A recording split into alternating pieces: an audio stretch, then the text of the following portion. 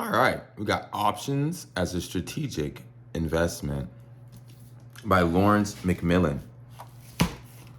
Now, if you don't know options, then it's going to be this as it's not going to do anything for you. But let's see what strategies he's discussing. Part 1, the basic principles of stock options. Part 2 is call option strategies. Part 3 is put option strategies. Part 4 is additional considerations.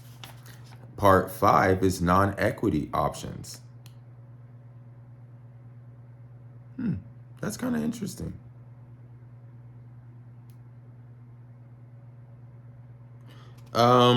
Let's look at, well, first, I like this additional considerations. What kind of got me was buying options in Treasury bills.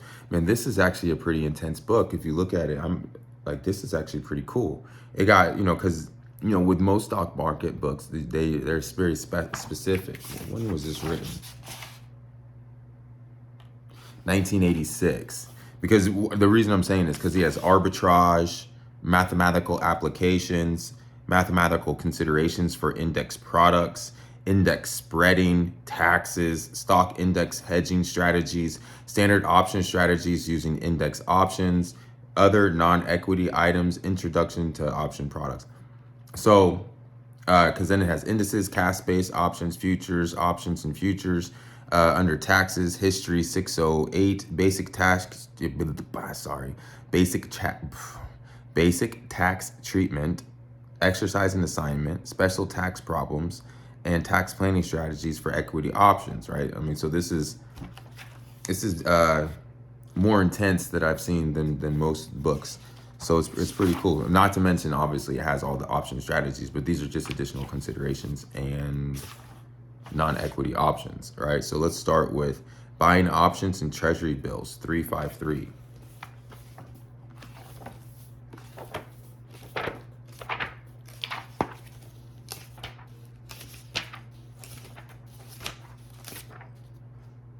Okay, chapter 25. Numerous strategies have been described, ranging from the simple to the complex. Each one has advantages, but there are disadvantages as well. In fact, some of them may be too complex for the average investor to seriously consider implementing. The reader may feel that there should be an easier way. Isn't there a strategy that might not require such a large investment or so much time spent in monitoring the position, but would still have a chance of returning a reasonable profit? In fact, there's a strategy that has not yet been described, a strategy considered by some experts in the field of mathematical analysis to be the best of them all. Simply stated, the strategy consists of putting 90% of one's money in risk-free investments, such as short-term treasury bills, and buying options with the remaining 10% of one's funds. Okay, I get you. I mean, in 86, T-bills were probably paying more than they are right now. All right, but let's keep going. It has been previously pointed out that some of the attractive strategies are those that involve small levels of risk with the potential for large profits. Usually, these types of strategies inherently have a rather large frequency of small losses and a small probability of realizing large gains. Their advantage lies in the fact that one or two large profits can conceivably more than make up for numerous small losses. This Treasury bill option strategy is another strategy of this type. Okay. How the Treasury bill option strategy operates. Although there are certain details involved in operating this strategy, is basically a simple one to approach. First, the most that one can lose is 10%, less the interest earned on the income or the fixed income portion of his portfolio, the remaining 90% of his assets. During the life of the purchase options, it is a simple matter of to space out one's commitments to option purchases so that his overall risk in a 1 year period can be kept down to nearly 10%. Now, let's go for an example so he breaks it down just a little bit more.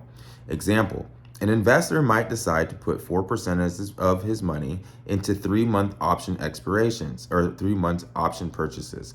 Thus, in any 1 year, he would be risking 16%. At the same time, he would be earning perhaps 6% from the overall interest generated on the fixed income securities, which make up the remaining 90%. Of his assets, this would be kept his overall risk down to approximately 10% per year. They were paying 6% a year in T-bills. Wow.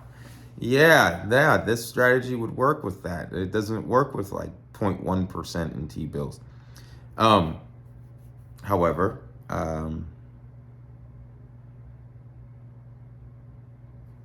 yeah, let's move on to something different.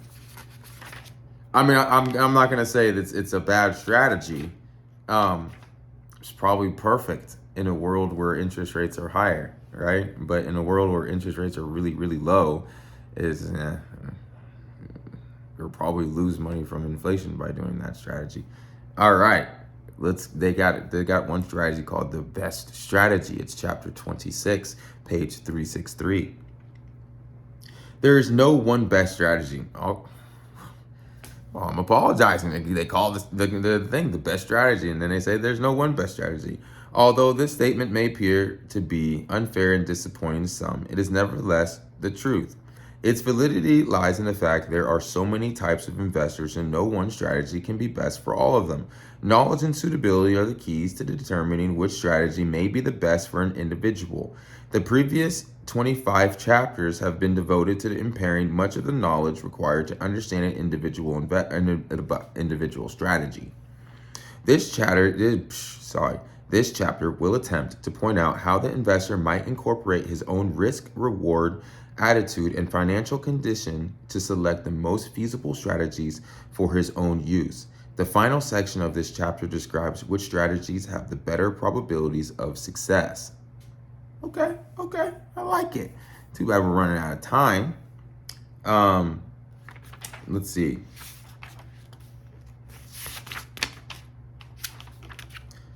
Mathematical rankings. We're already done, so let's just go. We're going to do the summary. Let's see what they say. Mathematical expectations for a strategy do not make it suitable even if the expected returns are good, for the improbable may occur. Profit potentials also do not determine suitability. Risk levels do.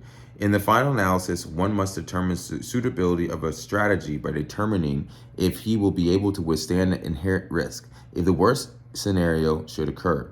For this reason, no one strategy can be designed as the best one, because there are numerous attitudes as the degree of risk that is acceptable. It's a good one. Option strategies as an investment. I really do like this one.